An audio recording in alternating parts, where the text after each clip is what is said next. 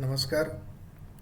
मी प्राचार्य doctor P V रसाळ, मराठा विद्याप्रसारक समाजाचे गुरुवर्य मामासाहेब दांडेकर कला, भगवंतराव वाजे वाणिज्य आणि विज्ञान महाविद्यालय सिन्नर. मी आज आपल्या सर्व युवक मित्रांबरोबर युवकांचे मानसिक आरोग्य या विषयावर संवाद साधणार आहे. मित्रहो, आपल्या सगळ्यांना माहीत आहे की 1 डिसेंबर 2019 रोजी चीनमध्ये कोविड-19 हा विषाणू सापडला आणि जनमानसामध्ये एक वेगळं भीतीचं वातावरण निर्माण झालं.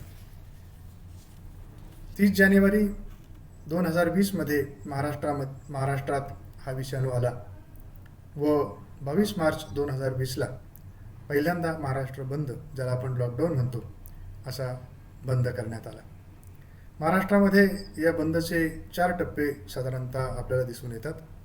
16/4/2020ला पहिला टप्पा सुरू झाला, 4/5/2020ला दुसरा टप्पा, 18/5/2020ला तिसरा टप्पा आणि 24/3/2020ला तिसरा टप्पा आपल्याला लॉकडाऊनचा दिसून येतो.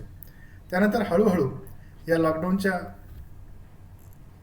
परिस्थितीमध्ये बदल करण्यात आला आणि पुन्हा unlock number 1, unlock number 2, unlock number 3, unlock number 4 आणि अनलॉक नंबर 5 यामध्ये बहुतांशी सर्व सेवा जे आहेत या सेवा सुरू करण्यात आल्या.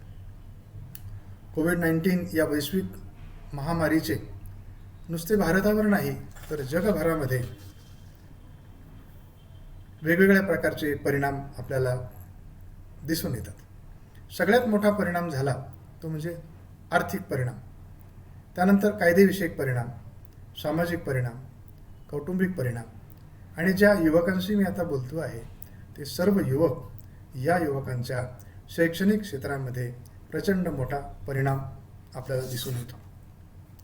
आर्थिक परिणाम तर सर्वच क्षेत्रामध्ये आहे. समाजाची स्थिती अतिशय बिकट झाली, महामंदी वातावरण निर्माण झालं आणि त्यामुळे जनसामान्यांना जीवन जगणं असह्य झालं.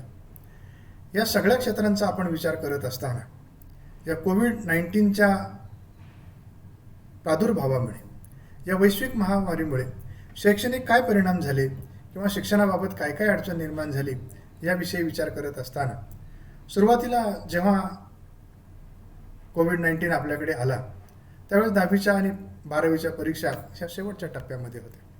12वीचा एक पेपर राहिला होता. विद्यापीठस्तरीय परीक्षा प्रथम वर्षाच्या सुरू होत्या, काही पेपर त्याचे राहिले होते. द्वितीय वर्ष, तृतीय वर्ष आणि पदव्युत्तर सर्व परीक्षा बाकी होत्या. सुरुवातीला जेव्हा लॉकडाऊन झालं तेव्हा एक मौज म्हणून सगळ्यांना बरं वाटलं की चला आपण एक 7-8 दिवस किंवा 10-12 दिवस आपण घरी थांबू आणि सगळ्यांनी आपल्या पद्धतीने सर्व काळ घालवला. हळूहळू मात्र याचे परिणाम आपल्याला दिसायला लागले आणि मग आपण काय करावं ही मनस्थिती आपली निर्माण झाली. 10वीच्या परीक्षा, 12वीच्या परीक्षा, विद्यापीठस्तरीय परीक्षा, सर्व परीक्षा थांबल्या. जे विद्यार्थी अभ्यासाच्या दिशेने प्रयत्न करत होते, परीक्षे दिशेने प्रयत्न करत होते, त्यांचा सगळा मार्ग थांबला आणि भविष्य काळामध्ये काय आहे आपल्याला काही माहीत नाही म्हणून विद्यार्थ्यांची मानसिकता हळूहळू खालवायला सुरुवात झाली. सुरुवातीला बरं वाटलं पण नंतर मात्र चिंता सुरू झाली. अभ्यासविषयी परिणाम झाला. नेहमी प्रत्येक विद्यार्थ्याला काहीतरी चॅलेंज हवं असतं. या चॅलेंजशिवाय माणसाला मजा वाटत नाही आणि ते जर नसेल तर मग जीवन जगण्यामध्ये काही अर्थ नाही. ज्या युवकांशी मी बोलतोय, युवक कुणाला म्हणायचं की ज्याला आव्हानं स्वीकारण्याची आणि ते यशस्वीपणे त्या आव्हानावर मात करण्याची शक्ती निर्माण होते तो युवक. खरं तर युवक आणि वय याच्यामध्ये कुठल्याही प्रकारचा संबंध नाही, परंतु अशा प्रकारचे आव्हानं स्वीकारण्याचा काळ, अभ्यास करायचा, परीक्षा द्यायची, त्या परीक्षेच्या माध्यमातून आपण एका नवीन मार्गाने पुढे जायचं असा विचार विद्यार्थ्यांच्या मनामध्ये होता. जे विद्यार्थी तृतीय वर्षामध्ये आहे, जे विद्यार्थी पदव्युत्तर दुसऱ्या वर्षामध्ये होते, त्यांनी सगळ्यांनी आपला अभ्यासक्रम पूर्ण झाला की मग सर्व एकत्र येऊ, आपण शुभेच्छा कार्यक्रम करू, अनेक आठवणी आपण जतून ठेवू, पुन्हा नवीन अभ्यासाला सुरुवात करू आणि परीक्षेला आपण समोर जाऊ. पण ह्या त्यांच्या सगळ्या अपेक्षांवर विरजन फिरलं आणि त्याच वेळापासून विद्यार्थ्यांची मानसिक स्थिती हळूहळू खालवत गेली. पदवीच्या अंतिम वर्षाच्या परीक्षेबाबत तर अस्वस्थता निर्माण झाली. शासन, विद्यापीठ, UGC आणि न्यायालय या सगळ्यांच्या वेगवेगळ्या धोरणांमुळे परीक्षा केव्हा होईल, होईल का नाही, होईल तर कशा प्रकारची होईल, मग ती ऑफलाईन होईल का, ऑनलाईन होईल का, तिचं मूल्यमापन कशा पद्धतीनं होणार, याबाबत विद्यार्थ्यांच्या मनामध्ये गोंधळाचं वातावरण निर्माण झालं. परीक्षा देण्याचा एक वेगळ्या प्रकारचा अनुभव असतो. परीक्षा ही विद्यार्थ्यांच्या दृष्टिकोनातून एक वेगळ्या प्रकारचं थ्रिल असतं. वर्षभर केलेला अभ्यास आणि या अभ्यासाच्या माध्यमातून जे आपण उत्तरं लिहितो किंवा परीक्षेला सामोरं जातो आणि त्या परीक्षेतून मग एकदा मुक्त झालं की एक वेगळ्या प्रकारचा अनुभव, नवनिर्मितीचा, आनंदाचा अनुभव मिळतो. तो अनुभव मात्र यावर्षी विद्यार्थ्यांना मिळाला नाही आणि त्या अनुभवापासून ते वंचित राहिले. प्रथम वर्ष आणि द्वितीय वर्ष या वर्गांच्या परीक्षा, सर्व क्षेत्राच्या 10वीच्या आणि 12वीच्या परीक्षा आणि यानंतर जे निकाल लागले त्या निकालाविषयी विद्यार्थ्यांमध्ये फारसं समाधान आहे असं नाही, असमाधान विद्यार्थ्यांच्या मध्ये दिसलं. पदवी आणि पदव्युत्तर विद्यार्थ्यांच्या भविष्यकालीन नियोजनावर त्याचा वाईट परिणाम झाला. पदवीनंतर विद्यार्थ्यांना पदव्युत्तर शिक्षण घ्यायचं असतं, वेगवेगळ्या प्रकारच्या दिशा शोधायच्या असतात, वेगवेगळ्या प्रकारच्या व्यवसायांचा शोध घ्यायचा असतो. ते काम मात्र थांबलं कारण गेली 7 महिने विद्यार्थ्यांना परीक्षा देता आली नाही. पदव्युत्तर परीक्षेमध्ये जे द्वितीय वर्षामध्ये आहे त्यांनाही त्यांच्या भविष्य काळामध्ये काही विचारविनिमय करायचा होता, काही मार्ग शोधायचे होते. ते सर्व मार्ग बंद झाले. परीक्षा होणार किंवा होणार नाही आणि ती कशा प्रकारची होणार याच विवंचनेमध्ये विद्यार्थी वर्ग सापडला. याचबरोबर अवेळी होणाऱ्या निकालांबाबत बऱ्यापैकी वैफल्य विद्यार्थ्यांच्या मध्ये दिसतं. म्हणजे या निकालामध्ये प्रत्येक विद्यार्थ्याला जसा न्याय हवा आहे तसा न्याय मात्र मिळाला नाही. सरासरी गुणदान केल्यामुळे जो विद्यार्थी खूप चांगल्या प्रकारचे मार्क मिळवू शकत होता त्यालाही सरासरी गुण मिळाले, जो सरासरी प्रकारचे गुण मिळवू शकत होता त्यालाही सरासरी गुण मिळाले आणि जो सामान्य प्रकारचा विद्यार्थी होता त्यालाही सरासरी प्रकारचे गुण मिळाले. त्यामुळे आपण केलेले कष्ट किंवा आपल्या असणाऱ्या क्षमतेचं खऱ्या अर्थाने मूल्यमापन झालं नाही, हा खेद मात्र मुलांच्या मनामध्ये आपल्याला दिसून येतो. हे सगळं परीक्षेच्या बाबत होत असताना दरवर्षी जून महिना आला की शाळा, कॉलेज हे सगळे फुलून निघतात. विद्यार्थी वर्गामध्ये येतात. मग नवीन वर्ष, नवीन शिक्षक, नवीन मित्रमैत्रिणी, कॅन्टीन, ग्राउंड, ग्रंथालय, वर्ग, प्रवेशद्वार, एक वेगळ्या प्रकारची मौज आणि उत्साह विद्यार्थ्यांच्या मध्ये असतो.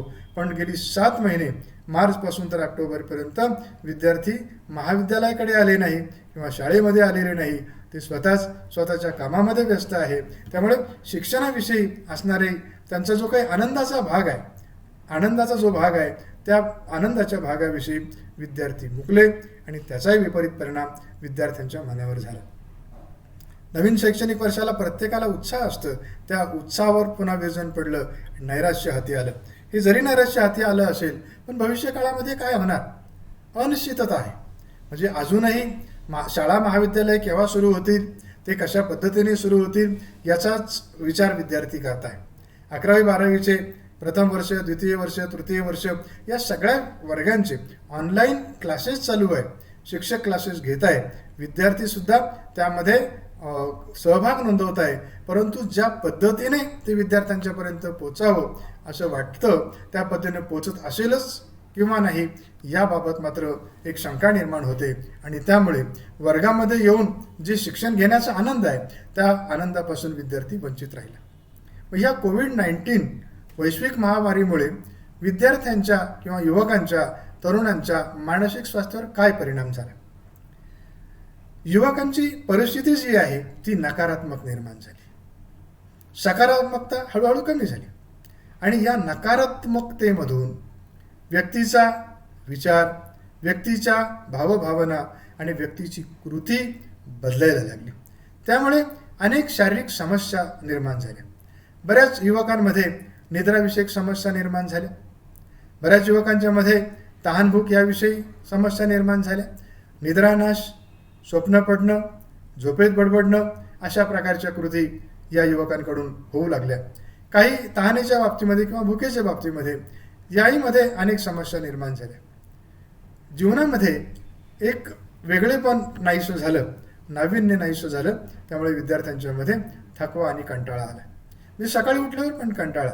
खरं तर रात्रभर झोपल्याच्या नंतर सकाळी त्याला उत्साह वाटला पाहिजे, पण तसं वाटत नाही, कारण त्यांच्यासमोर ध्येय नाही, अनिश्चितता निर्माण झालेली आहे आणि त्यामुळे रात्रभर झोप घेऊन सुद्धा थकवा विद्यार्थ्यांना जाणवतो.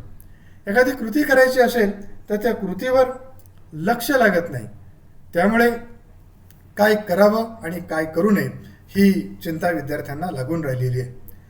भावनेच्या बाबतीमध्ये आपण जेव्हा विचार करतो तेव्हा भावनेच्या आहारी युवा वर्ग जातो आणि त्यामुळे त्यांना भावनांवर नियंत्रण ठेवता येत नाही.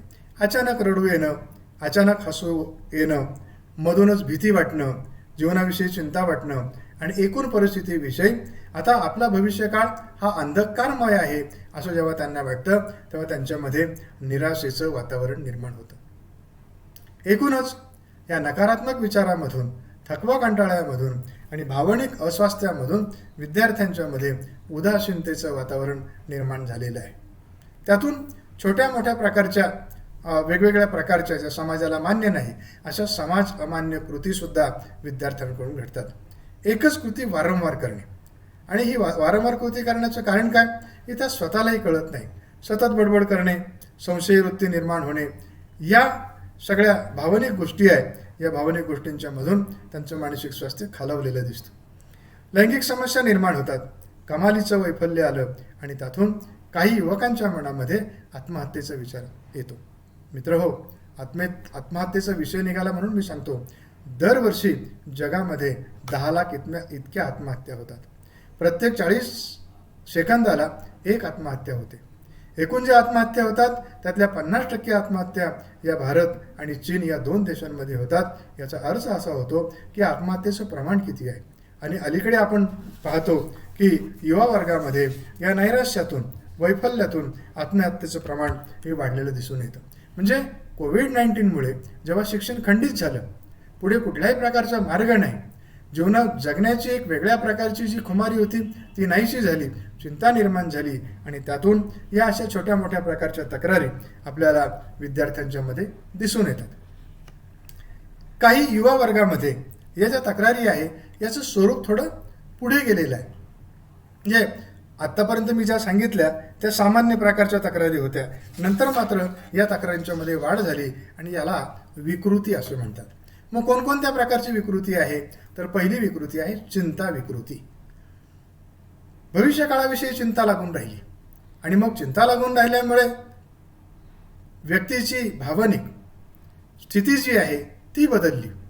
चिंता आहे, दुश्चिंता आहे. काही व्यक्तींमध्ये व्यक्तिमत्वविषयक विकृती निर्माण झाली, म्हणजे हेकेखोरपणा, हट्टीपणा, मी म्हणतो तेच खरं, कुणाचं ऐकायचं नाही, अशी प्रवृत्ती निर्माण झाली. शारीरिक प्रेरणा निर्माण झाल्या. अतिनिद्रा, निद्रानाश, झोपे स्वप्न पडणं, बडबडणं, अति खाणं, भूकच न लागणं, अशाही प्रकारच्या विकृती निर्माण झाल्या. भावस्थिती विकृती. जेव्हा एखादी भावना निर्माण होते तेव्हा त्याला प्रतिक्रिया दिल्या जातात. जसं आनंदाला दिली जाणारी नैसर्गिक प्रतिक्रिया म्हणजे हास्य होय. माणसाला आनंद झाला की आपोआपच माणसाला हसू येतं किंवा स्मित व्यक्त केलं जातं. माणसाला दुःख झालं की माणूस रडतो. पण तशा प्रकारचा प्रसंग घडायला पाहिजे, मग कृती झाली तर हरकत नाही. पण कधी कधी माणूस कुणी नसताना हसायला लागतो, आपोआपच रडायला लागतो, आपोआपच बडबडायला लागतो. ही त्याची भावस्थिती विकृती होय. या विकृतींमध्ये जेव्हा वाढ होते तेव्हा गंभीर चित्त विकृती निर्माण होते. या गंभीर चित्त विकृतीमध्ये छिन्न मनस्कता, जी शिझोफ्रेनिया आपण ज्याला म्हणतो ना, ती एक विकृती आहे. आणि या सगळ्या विकृती जेव्हा निर्माण होतात, नैराश्य निर्माण होतं, वैफल्य निर्माण होतं, तेव्हा माणूस सुखाचा शोध घेतो. जीवनामध्ये काहीतरी थ्रिल असायला पाहिजे अशा प्रकारचा शोध माणूस घेतो आणि त्यातूनच कळत न कळत मादक पदार्थांचं सेवन केलं जातं. मग तंबाखू, गुटखा, अफू, चरस, गांजा, बंट्या, हिरोईन, LSD हे सगळे अंमली पदार्थ, मद्यपान, विशेषतः दारू, या मद्यपानाचाही वापर केला जातो आणि हळूहळू या व्यसनाधीनतेमध्ये वाढ होऊन विद्यार्थ्यांची चिंता ही दिवसेंदिवस वाढत जाते. हा सगळा जो परिणाम आहे, आपण त्याला असं म्हणतो की रिकामं मन म्हणजे शैतानाचा कारखाना. या म्हणीप्रमाणे आता काही काम राहिलेलं नाही, भविष्यकाळात आपल्याला काही दिसत नाही आणि त्यामुळे अशी स्थिती आपल्याला तरुणांची झालेली दिसून येते. मग आता हे जे काय घडतंय म्हणजे नेमकं काय आहे? म्हणजे आतापर्यंत मी ज्या काही विकृत्या सांगितल्या, काही बदल मी जे सांगितले, हे काय आहे? तर हे आहे मानसिक अनारोग्य. मग आरोग्य म्हणजे काय? आरोग्याची व्याख्या जागतिक संघटनेने जी केलेली आहे ती अतिशय वेगळ्या प्रकारची आहे. आणि या जागतिक संघटनेच्या व्याख्येप्रमाणे आरोग्य आणि आरोग्यामध्ये कशा कशाचा उल्लेख केलेला आहे, तर या उल्लेखामध्ये शारीरिक आरोग्य, मानसिक आरोग्य, सामाजिक आरोग्य या 3 आरोग्यांचा विचार जागतिक आरोग्य संघटनेने केलेला आहे. मग शारीरिक आरोग्य आपल्या सगळ्यांना माहिती आहे. आहार, विहार आणि निद्रा या सगळ्या गोष्टी आपण जर पाळल्या तर आपल्या शरीराचं आरोग्य चांगलं राहतं. मग मानसिक आरोग्य म्हणजे काय? मानसिक आरोग्य म्हणजे मनाचं आरोग्य. जसं आपलं शरीर ठणठणीत राहायला पाहिजे असं वाटतं, बलवान राहायला पाहिजे, ताकदवान असायला पाहिजे, असं आपलं मन सुद्धा हे बलवान, ताकदवान, शक्तिमान आणि ठणठणीत असायला पाहिजे. व्यक्तीच्या मनाचं आरोग्य म्हणजे मानसिक आरोग्य होय.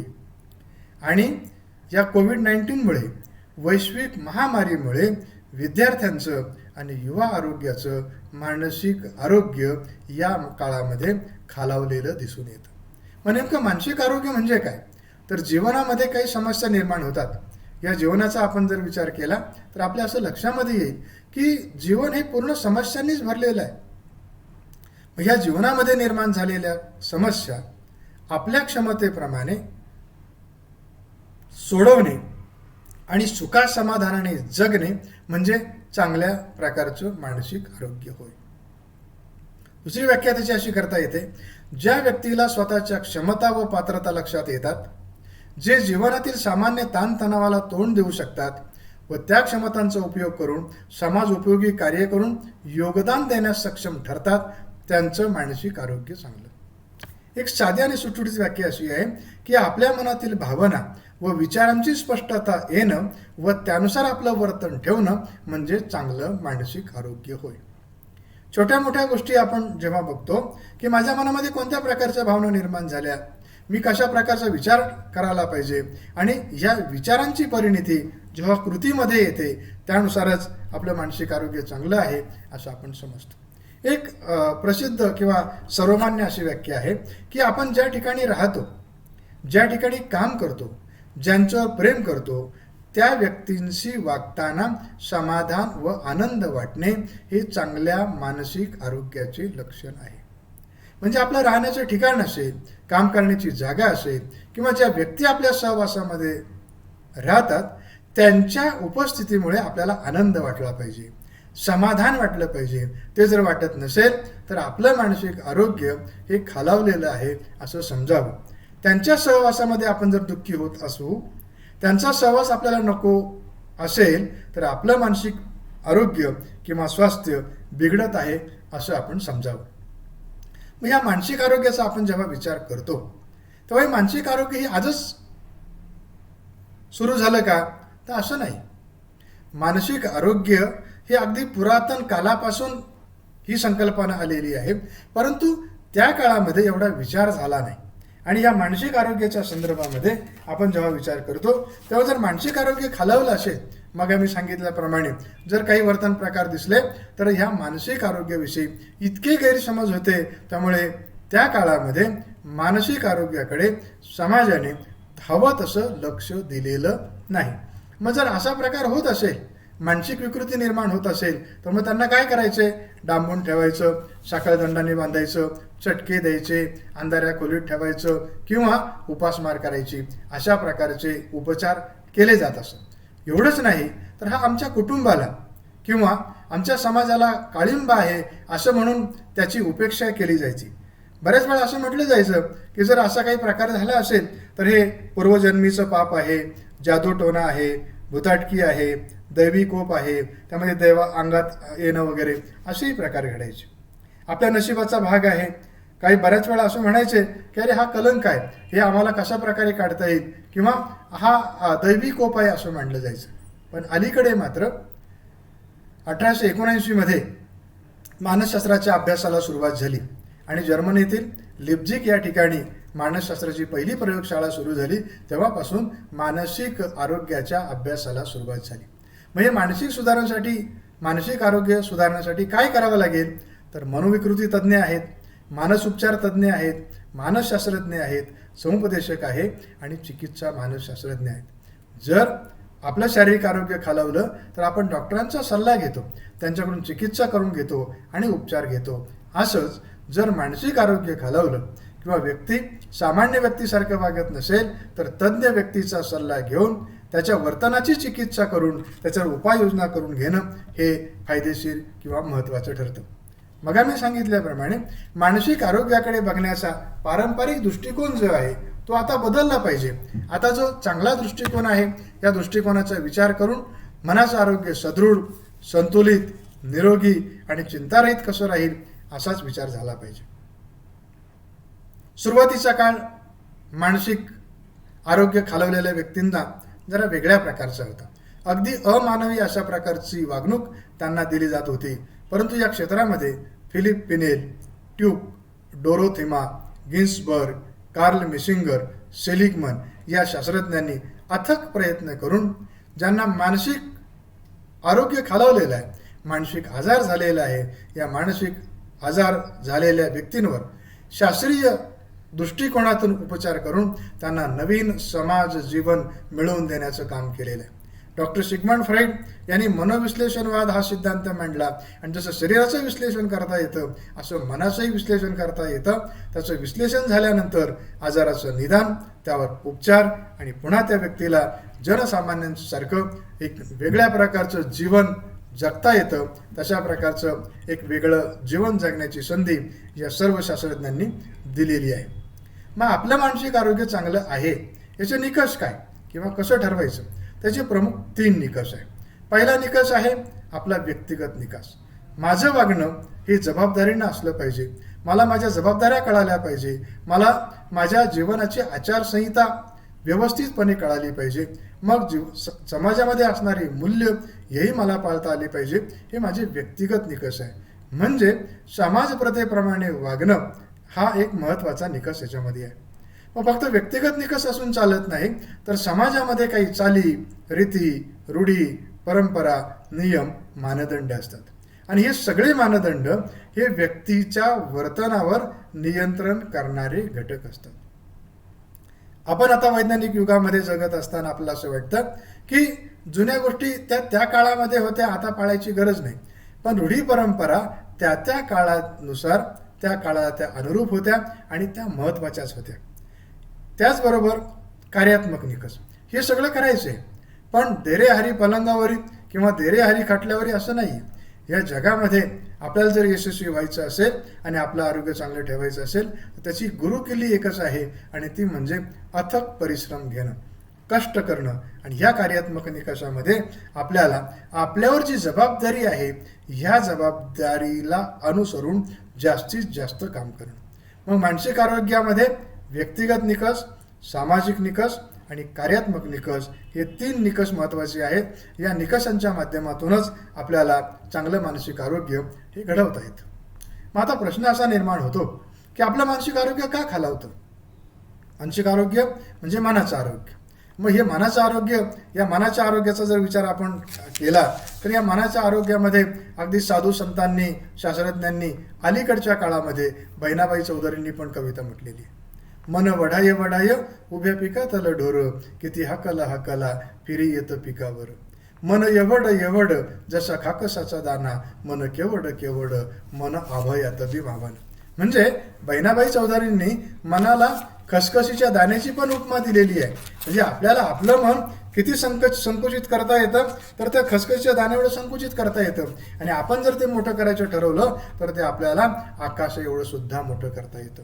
मग कार्यात्मक निकषामध्ये आपल्या असं लक्षामध्ये येतं की मला माझं मन हे खसखशीच्या दाण्यासारखं संकुचित ठेवायचं, छोटं ठेवायचं की आकाशाला गवसणी घालणारं असलं पाहिजे हे मला ठरवायचं आहे. म्हणून माझं मानसिक आरोग्य ही माझी जबाबदारी होय, माझ्या कुटुंबाचं मानसिक आरोग्य ही माझी जबाबदारी होय, समाजाचं मानसिक आरोग्य ही माझी जबाबदारी होय. आता शासनाने एक कार्यक्रम दिलेला आहे. माझं कुटुंब ही माझी जबाबदारी, तसं माझं मानसिक आरोग्य ही माझी जबाबदारी, हे युवकांनी हे जे दिलेलं आहे हे आपण केलं पाहिजे आणि त्या जबाबदारीचा स्वीकार केला पाहिजे. मग मानसिक आरोग्य बिघडण्याची कारणं काय? पहिलं कारण आहे संवादाचा अभाव. मनामध्ये आलेला विचार आपल्याला कोणाकडे तरी व्यक्त करता आला पाहिजे. जेव्हा मनामध्ये आलेला विचार व्यक्त होतो ना, तेव्हा आपल्या मनामध्ये जो काही गोंधळ निर्माण झालेला असतो त्याची तीव्रता कमी होते. मग तो विचार आनंदाचा असेल किंवा तो विचार दुःखाचा असेल. जसं आपण जर पास झालो आपल्याला खूप आनंद होतो, पण हा आनंद आपल्यापुरता मर्यादित नसतो. मग आपण मिठाई घेतो, आपल्या घरच्यांना देतो, शेजारी पाजारी देतो, मित्रमैत्रिणींना देतो आणि आपला हा आनंद द्विगुणित करण्याचा प्रयत्न करतो. आता त्यांना मिठाई देणं म्हणजे काय? हा संवादाचा एक भाग झाला की मी उत्तीर्ण झालो, मी चांगल्या गुणांनी उत्तीर्ण झालो. आपल्या जीवनामध्ये दुःख निर्माण झालं असेल तर आपण रडतो, ओक्साबोक्शी रडतो. म्हणजे हसणं आहे किंवा रडणं आहे हा एक प्रकारचा संवाद झाला. म्हणजे दुसऱ्याशी बोलणं, आपलं मन जे आहे ते मन त्या ठिकाणी व्यक्त केलं म्हणजे मानसिक आरोग्य सुलभ राहतं. अलीकडे या IT च्या युगामध्ये किंवा विज्ञानाच्या युगामध्ये प्रत्येक व्यक्ती आपापल्या कामामध्ये मग्न झाल्यामुळे संवाद कमी झाला आणि मग साहजिकच वादामध्ये वाढ झाली. कोणता वाद वाढला? तर मनाचा वाद वाढला. मग जर संवाद चांगल्या प्रकारचा झाला तर माणसाचं मन हे हलकं होतं. माणसाचं मन हे मोकळं असावं, रिकामं नसावं आणि माणसाचं मन मोकळं करण्यासाठी आपल्याला संवाद साधला पाहिजे, बोललं पाहिजे. आई, वडील, भावंड, मित्र, मैत्रिणी, शेजारी पाजारी, नातेवाईक, शिक्षक यांच्याशी आपण जर बोलत राहिलात तर आपल्या मनामध्ये असणाऱ्या भावना त्या ठिकाणी व्यक्त होतात आणि त्याची तीव्रता कमी होते. जीवनाकडे बघण्याचा दृष्टिकोन हा नेहमी सकारात्मक असावा.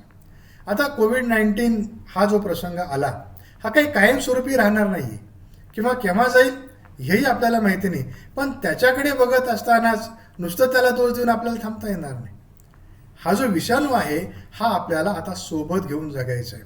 मग यासाठी आपल्याला मंत्र दिलेला आहे, त्रिसूत्री दिलेली आहे की मी घराच्या बाहेर जेव्हा पडेल तेव्हा मी मास्क बांधणार, वारंवार मी हात धुणार आणि समाजामध्ये वावरत असताना मी सामाजिक अंतर ठेवणार.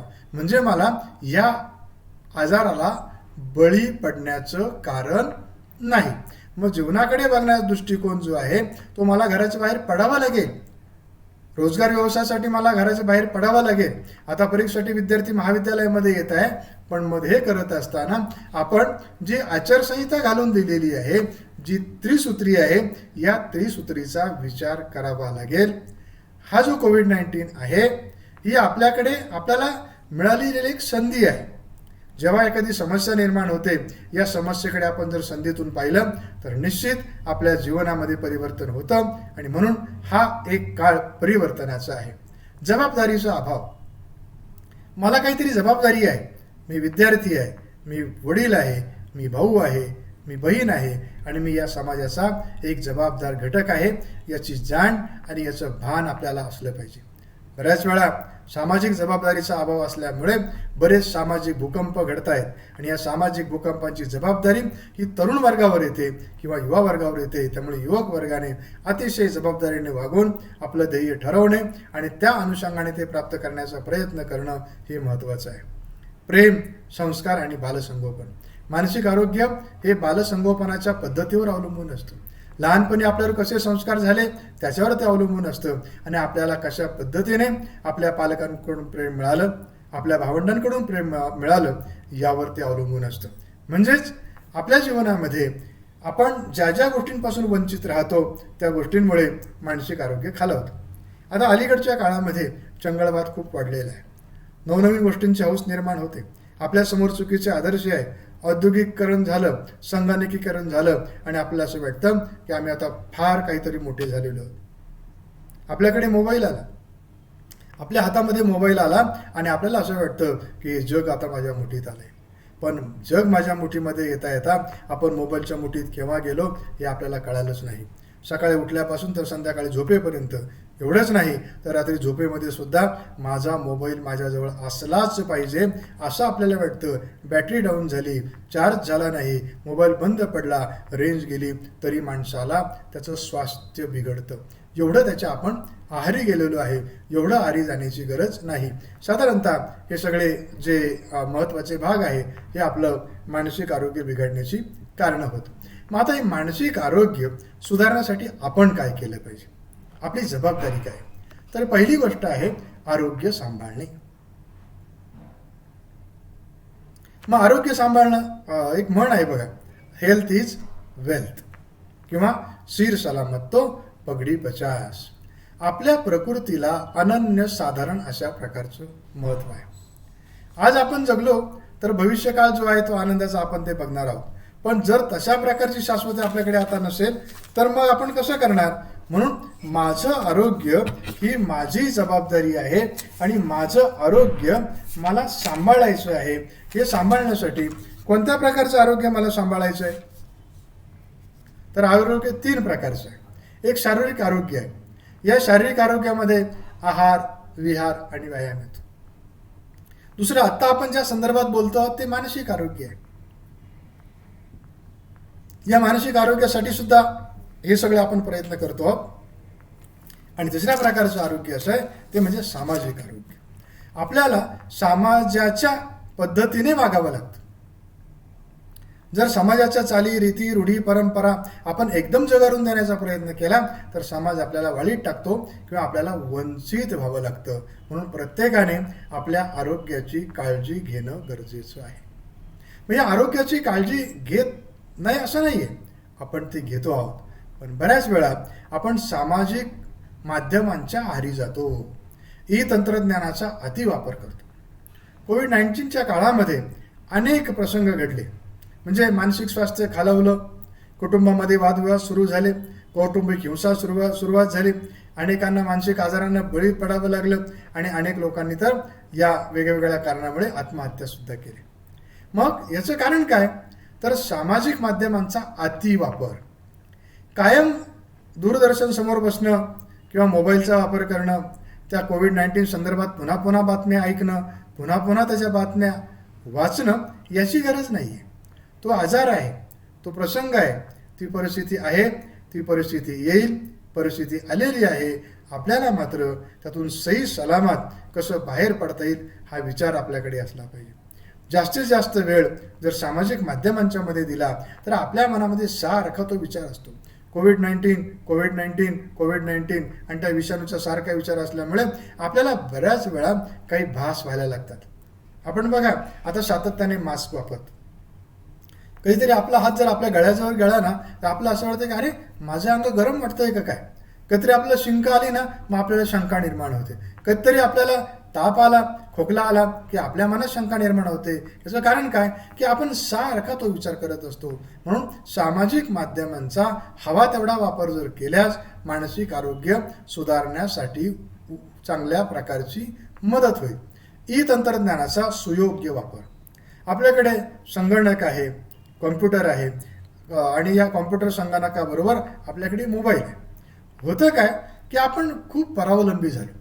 अलीकडे असा प्रसंग निर्माण झाला की आपल्याला आपल्या स्वतःचाच मोबाईल नंबर माहिती नसतो, आपल्या वडिलांचा, आईचा, भावाचा, बहिणीचा. का? आपण परावलंबी झालो. आपला हिशोब करायचा असला आपण मोबाईल शोधतो, आपला काही शोध घ्यायचा असेल आपण मोबाईल घेतो. त्याच्या एवढं आहारी गेलो याचे दुष्परिणाम भरपूर होणार आहे. आता 4G आहे, आता 5G येणार आहे आणि या 5Gचा आपल्या मेंदूवर डायरेक्ट परिणाम होणार आहे. म्हणजे भविष्य काळामध्ये शारीरिक आणि मानसिक आजारांचं प्रमाण इतकं वाढणार आहे. आणि ते का वाढणार आहे? तर ई तंत्रज्ञानाचा अयोग्य वापर किंवा अतिवापर.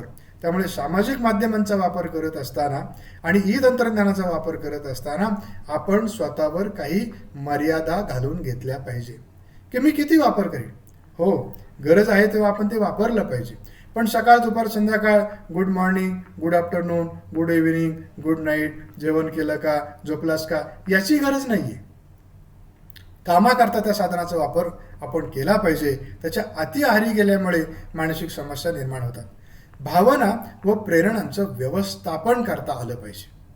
आनंद, दुःख, प्रेम आपुलकी या सगळ्या भावना आहे. भावना जीवनामध्ये अत्यंत महत्त्वाच्या आहे. जसं भाजीमध्ये मिठाला स्थान असतं, असं आपल्या जीवनामध्ये भावनांना एक वेगळ्या प्रकारचं स्थान आहे, मिठाचं स्थान आहे. या जर भावना आपल्या जीवनातून वजा केल्या ना, आपल्या जीवनाला काही अर्थ नाही.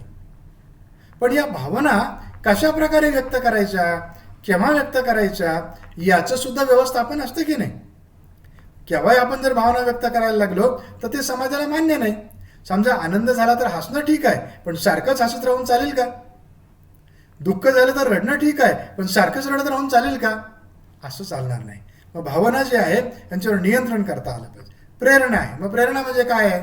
अन्न आहे, पाणी आहे, निद्रा आहे. या अन्न, पाणी आणि निद्रा यांच्यावर सुद्धा नियंत्रण ठेवता आलं पाहिजे.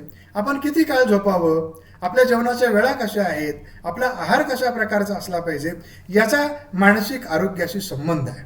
जसं आपण डाएटचा विचार करतो बघा, डाएटचा विचार करतो. आपण डॉक्टरकडे जातो आणि डॉक्टरला आपण सांगतो की आपल्या तक्रारी ज्या काय आहेत त्या तक्रारी सांगतो. मला भूक लागत नाही आहे, मला मळमळ होते, मला झोप येत नाही. मग डॉक्टर आपलं सगळं पाठीमागचा इतिहास बघतात आणि मग आपल्याला विचारतात तुम्ही काय खाल्लं होतं. मग चेक युअर डाएट आणि मग चेंज युअर डाएट. असं आपल्या जीवनामध्ये ते बदललं पाहिजे. भावनांचा विचार करत असताना आपल्या भावना कशा प्रकारच्या आहेत याची आपण नोंद घेतली पाहिजे, त्यात तपासल्या पाहिजे. प्रेरणांच्या बाबतीमध्ये तसाच विचार आहे. आणि मग जर आपल्या भावना आणि प्रेरणा सर्वसामान्य प्रकारच्या असल्या, त्याचं व्यवस्थापन आपण जर चांगल्या पद्धतीने केलं तर निश्चितच आपलं मानसिक आरोग्य चांगल्या प्रकारचं राहील. व्यक्तीला 7 तास झोप पुरेशी आहे, झोपेसाठी रात्र दिलेली आहे. पण आपण काय करतो, रात्र जागत बसतो, रात्री उशिरापर्यंत जागतो, मग सकाळी जाग येत नाही. सकाळी जाग आली तरी आपला कंटाळा आणि थकवा जात नाही. पूर्वी असं म्हटलं जायचं, लवकर निजे लवकर उठे, तया आरोग्य आणि धनसंपदा राहावे. रात्री 10 वाजता झोपला, सकाळी 6ला उठला तर सगळे कामं नियमितपणे होतात, माणसाला उत्साह असतो, कंटाळा येत नाही. मग यासाठी आपल्याला भावनांचं आणि प्रेरणांचं व्यवस्थापन करावं लागेल. आपल्यासमोर असणारी जी परिस्थिती आहे, या परिस्थितीमध्ये बदल होणार नाही, पण मग आपल्याला आपल्यामध्ये बदल करून घ्यावा लागेल. कोविड-19 याच्यामुळे झालेली परिस्थिती जी आहे ना, या परिस्थितीमध्ये आता बदल होणार नाही, हळूहळू तो कमी होतोय. पण आपल्याला तो जो आजार आहे, तो आजार आपल्याला मित्रासारखा सांभाळायचा आहे. तो आपल्या जीवनाचा एक भाग आहे असं आपण समजा. जसं एखाद्या व्यक्तीला जर मधुमेहाचा आजार झाला तर तो मधुमेहाचा आजार सारखाच असतो, तो एकदम जात नाही किंवा तो 100% नाहीसा होत नाही. मग काय करावं लागतं, त्या आजाराप्रमाणे त्याला वागावं लागतं. तसंच मानसिक आरोग्य सांभाळण्यासाठी जशा प्रकारची परिस्थिती आहे तशा प्रकारचे समायोजन करणे. जसं विद्यार्थी दशेमध्ये गेली 7 महिने आम्ही लॉकडाऊन आहोत, आम्हाला कुठल्याही प्रकारचा आनंद आता घेता येत नाहीये. आमच्या भविष्य काळामध्ये काय होणार, जे काय होणार ते होईल, पण त्यासाठी काळजी करायची नाहीये. आपण आपली काळजी घ्यायची आहे आणि इतरांची सुद्धा काळजी करायची आहे. आत्मविश्वास वाढवायचा आहे. हो, मी करू शकतो, मी करीन आणि मला ती शक्ती आहे. आत्मविश्वास जर वाढला तर आपल्याकडून चांगल्या प्रकारची कामं होतात. बऱ्याच वेळा आपला आत्मविश्वास ढासळतो, परिणामी आपल्याला यश मिळत नाही.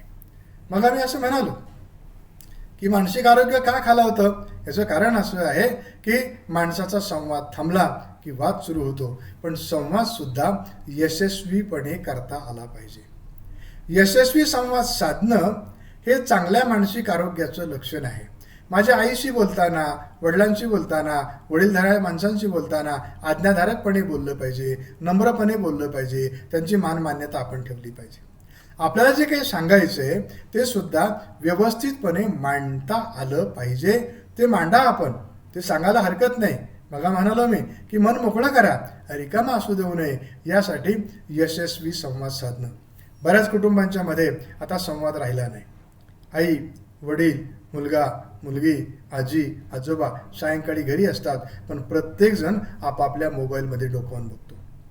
जेवण करताना सुद्धा मोबाईल आपल्याला जवळ हवा असतो आणि मग आपण तशा प्रकारे मोबाईलमध्ये कोणी निरोप आला तर, कोणाचा फोन आला तर, कोणाचा मेसेज आला तर याची काळजी, म्हणजे आपल्याला इतरांची काळजी असते. आपण आनंद घेत नाही. मला नेहमी असं वाटतं की सायंकाळचं जेवण जे आहे ना ते सगळ्यांनी एकत्र करावं. आणि सगळ्यांनी जसं आपण जेवायला ताट वाढून घेतो का नाही, असं मोबाईलसुद्धा एक जागा करावी. सगळ्यांनी हे मोबाईल एका विशिष्ट जागेमध्ये ठेवायचे, ते सायलेंट मोडवर ठेवायचे, यशस्वी अगदा आनंदाने जेवण करायचं. दिवसभर घडणाऱ्या ज्या घटना आहेत या घटना सगळ्या एकमेकांना सांगायच्या, विचारांचं आदान प्रदान करायचं आणि मग आपण आपल्या मोबाईलकडे जाऊ. एकदाच मोबाईल आपल्या हातामध्ये नसेल तर फार जग कोसळणार नाही, पण तशी सवय आपण लावून घेतली पाहिजे. आणि हा जीवनाकडे बघण्याचा एक सकारात्मक दृष्टिकोन आहे. खूप लोक घाबरतात, म्हणजे बरेचसे मानसिक आजार जे आहेत ना ते भीतीमुळेच निर्माण होतात, चिंतेमुळे निर्माण होतात, आत्मविश्वास कमी झाला म्हणून निर्माण होतात. जीवन जगण्यासाठी आहे, जीवन आनंदासाठी आहे.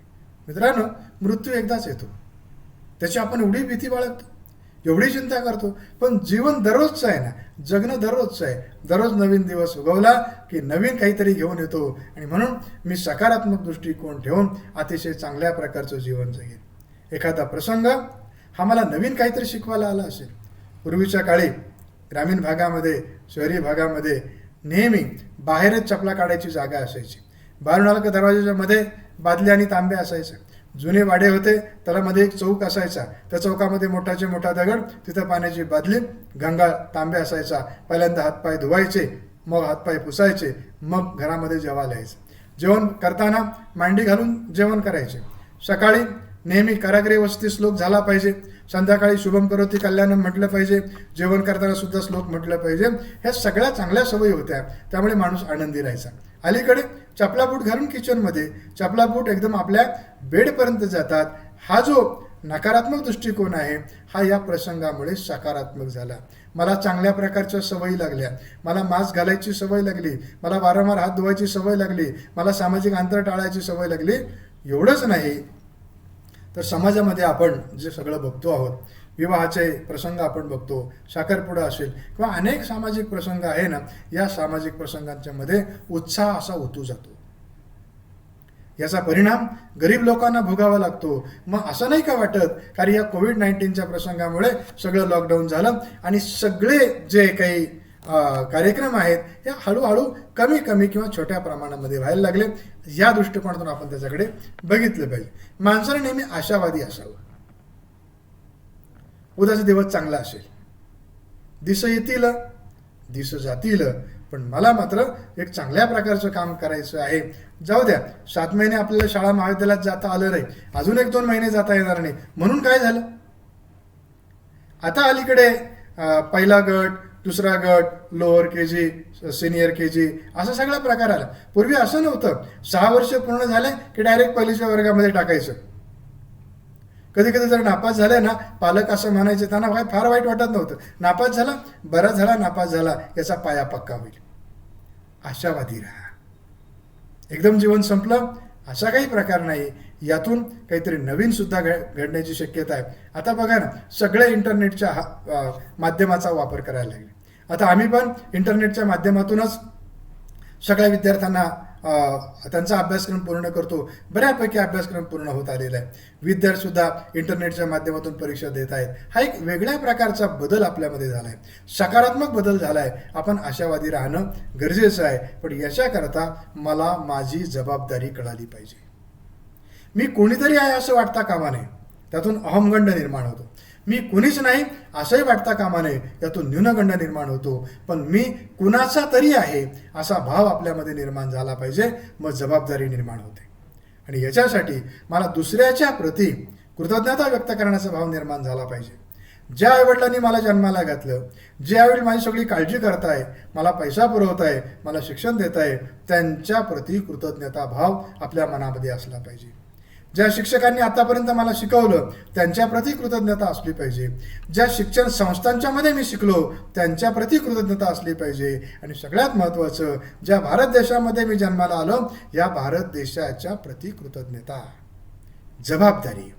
तरुण म्हणजे कोण, युवा म्हणजे कोण, ज्याच्यामध्ये अशी शक्ती भरलेली आहे त्याला तरुण असं म्हणायचं. आणि मग तरुणाची जबाबदारी काय?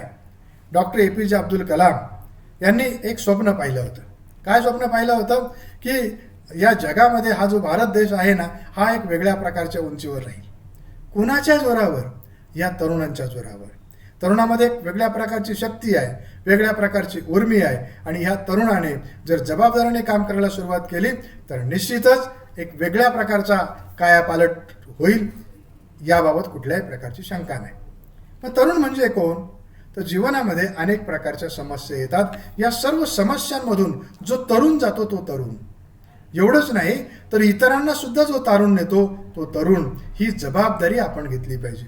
मी विद्यार्थी आहे, मी कुटुंबाचा, मी या समाजाचा आणि या देशाचा एक जबाबदार नागरिक आहे. मुलं असतील, मुली असतील. संतांनी पण असं म्हणून ठेवलंय, पुत्र व्हावा गुंडा ज्याचा तिन्ही लोकी झेंडा. कसा पुत्र असला पाहिजे की तो घाबरता कामा नाही, तो डरपोक नकोय. कशा प्रकारचा प्रसंग आला तर त्या प्रसंगामधून तो निभावून निघाला पाहिजे, त्याला तरुण असं म्हणायचं. कुळी कन्या पुत्र होतीच हे सात्विक, तयाचा हरी ग वाटे देवा.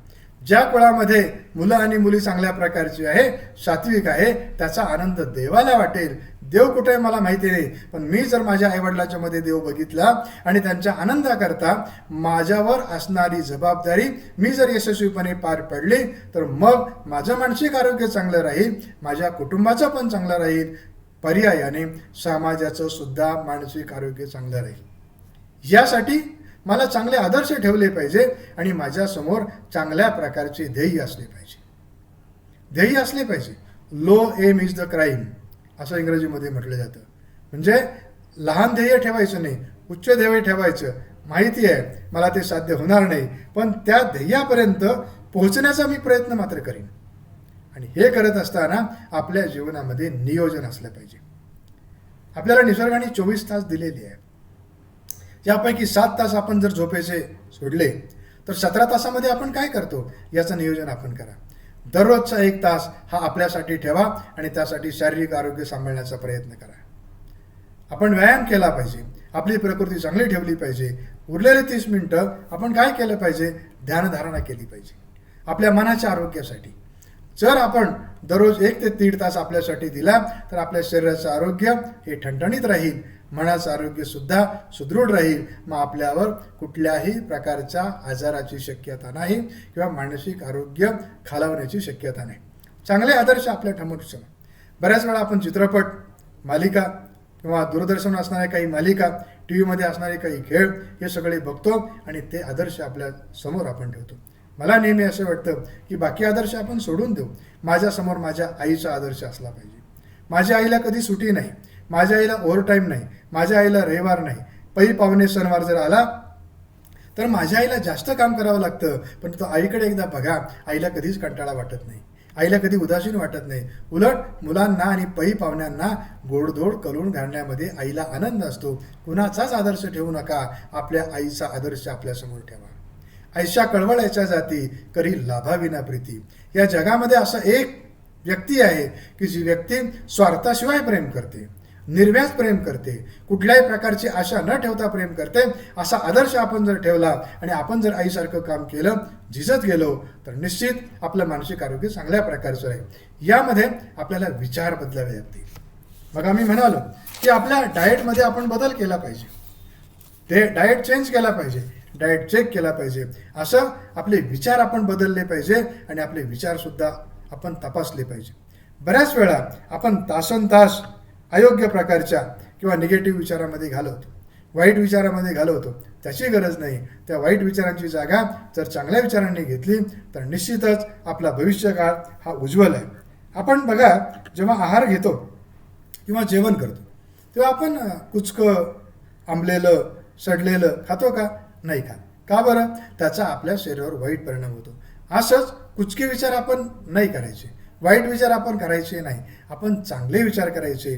जर आपले विचार बदलले तर आपली मानसिकता बदलते, आपली मानसिकता बदलते, मग त्यामुळे आपली कृतीसुद्धा चांगली होते, म्हणजे मानसिक आरोग्य चांगलं राहतं. याकरता काय केलं पाहिजे तर आपला सात्विकांक वाढवला पाहिजे किंवा आपल्या विचारामध्ये सात्विकता असली पाहिजे. मग ती सात्विकता कशी निर्माण होणार? या सात्विकतेसाठी आपल्याला वाचन करायला पाहिजे. डॉक्टर APJ अब्दुल कलाम यांचा जन्मदिन आपण वाचन प्रेरणा दिन म्हणून साजरा करतो. वाचाल तर वाचाल. आपल्याला आपल्या जीवनाची आचारसंहिता ठरवण्यासाठी काही धर्मग्रंथ दिलेले आहे. मग त्यामध्ये रामायण आहे, महाभारत आहे, गीता आहे, तुकारामांच्या गाथा आहे, ज्ञानेश्वरी आहे, कुराण आहे, बायबल आहे, गुरु ग्रंथसाहेब आहे. सगळ्या संतांचे सगळे जे जे काही साहित्य आहे हे सगळं साहित्य म्हणजे आपले विचार बदलण्याची, या विचार प्रक्रियेमध्ये बदल करण्याची शक्ती होय. जर आपण ते विचार अंगीकारले तर निश्चितच आपला सात्विक अंक वाढेल. आपण चांगल्या पद्धतीने विचार करू आणि चांगल्या पद्धतीचा विचार एकदा झाला की मग आपल्या जीवनामध्ये आनंद निर्माण होईल. हा आनंद निर्माण करण्यासाठी मला माझ्या मनाचं आरोग्य सुधारायचं आहे. मित्रहो, आपलं कुटुंब आपल्यावर अवलंबून आहे. भविष्यकाळ आपल्यासाठी भरपूर काही ठेवलं आहे. भविष्यकाळाच्या सगळ्या संधी आपल्याला खुणावत आहे. या संधींचा आपण उपभोग करून घेणार आहोतच. पण हे करण्यासाठी मला आत्ताच्या काळामध्ये अतिशय यशस्वीपणे जगणं गरजेचं आहे. सुखासमाधानाने जगणं गरजेचं आहे. कारण मी एकटा नाही आहे, माझ्यावर आधारित असणारे अनेक व्यक्ती आहेत आणि या व्यक्तींसाठी माझ्याकरता माझी जबाबदारी आहे की माझं मानसिक आरोग्य हे चांगल्या प्रकारचं राहिलं पाहिजे. मानसिक आरोग्य ही संकल्पना आपण जेव्हा विचारात घेतो ना, ते काही कुणा का मी तरुणांसाठी बोलतो आहे किंवा युवकांसाठी बोलतोय, पण मानसिक आरोग्य ही संकल्पना सगळ्यांसाठी अत्यंत महत्त्वाची आहे आणि सर्व क्षेत्रातील व्यक्तींसाठी महत्त्वाची आहे. आपण बघतो आहोत की आत्महत्यांच्या प्रकारामध्ये कोण आत्महत्या करतो? शेतकरी आत्महत्या करतो, वकील आत्महत्या करतात, पोलीस आत्महत्या करतात, चित्रपट क्षेत्रामध्ये असणारे कितीतरी लोक, पण त्यांच्याकडे पैसा नाही आहे का? पण त्यांच्या व्याधी वेगळ्या आहेत, त्या समजून घेता आल्या नाही. आणि म्हणून sound mind in sound body एक प्रचलित म्हण आहे. जर आपलं शरीर चांगलं असेल तर त्यामध्ये मन चांगलं असतं. आता आपल्याला असं काम करावं लागणार आहे, sound mind in sound body in sound society. हा मानसिक आरोग्याचा वसा जो आहे तो आपल्याला घ्यायचा आहे. तो आपल्यामध्ये, आपल्या कुटुंबामध्ये आणि समाजामध्ये पसरवायचा आहे. आपण या मानसिक आरोग्याचे दूत म्हणून काम कराल आणि आपलं मानसिक आरोग्य अतिशय सक्षम आणि सुदृढ ठेवाल. ते सुदृढ राहण्याची शक्ती तुम्हाला मिळो अशी मी परमेश्वरचरणी प्रार्थना करतो आणि थांबतो. पुन्हा एकदा उपस्थित सर्वांना माझा प्रेमपूर्वक नमस्कार. जय हिंद, जय महाराष्ट्र.